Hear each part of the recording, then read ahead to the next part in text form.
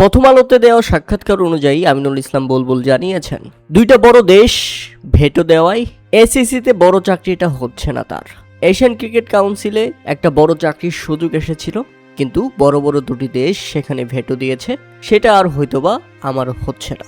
ঠিক মন খারাপ কণ্ঠে এভাবেই বলছিলেন আমিনুল ইসলাম বুলবুল। এখন আপনি বলুন বা চিন্তা করুন, কোন দুটি দেশ হতে পারে যে দুটি দেশ চাচ্ছে না আমিনুল ইসলাম বুলবুল এশিয়ান ক্রিকেট কাউন্সিলে একটা চেয়ার তার জন্য বরাদ্দ থাকুক। 2 দিন আগে আমরা একটা প্রতিবেদন করেছিলাম যেখানে বলা হয়েছিল এশিয়ান ক্রিকেট কাউন্সিলে ক্রিকেট ডেভেলপমেন্ট কমিটির চেয়ারম্যান হিসেবে দায়িত্ব নিতে যাচ্ছেন আমিনুল ইসলাম বুলবুল। হ্যাঁ, সেই চাকরিটাও এবার হচ্ছে না আমিনুল ইসলাম বুলবুলের।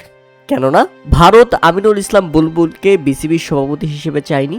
এতদিনে এই সত্যটা দিনের আলোর মতো পরিষ্কার।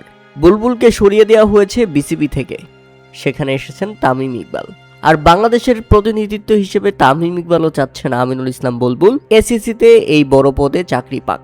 কেননা এশিয়ান ক্রিকেট কাউন্সিলের ক্রিকেট ডেভেলপমেন্ট কমিটির চেয়ারম্যান হলে বুলবুলের কাছ থেকেই সাহায্য সহায়তা চেয়ে নিতে হবে তামিম ইকবালকে।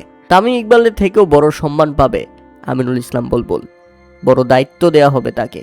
আর যেটাই কিনা তামিম ইকবাল কিংবা বিসিবি এখন যারা আছেন, বিশেষ করে ভারত আমিনুল ইসলাম বুলবুলকে কোনোভাবেই এসিসির সেই চেয়ারে বসতে দিতে চাচ্ছে না।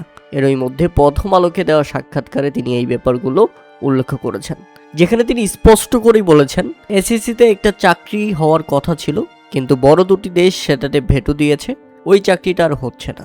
কিন্তু কোন দুইটা দেশ, এটা নিঃসন্দেহেই এখন পরিষ্কার, সেটা হচ্ছে ভারত আর বাংলাদেশ।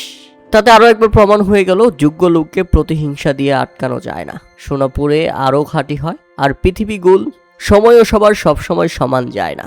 একদিন আল্লাহ ন্যায়ের পথের পথিকদের সহযাত্রী করবেন এবং তাদেরকে প্রাপ্য সম্মানটা ফিরিয়ে দিবেন।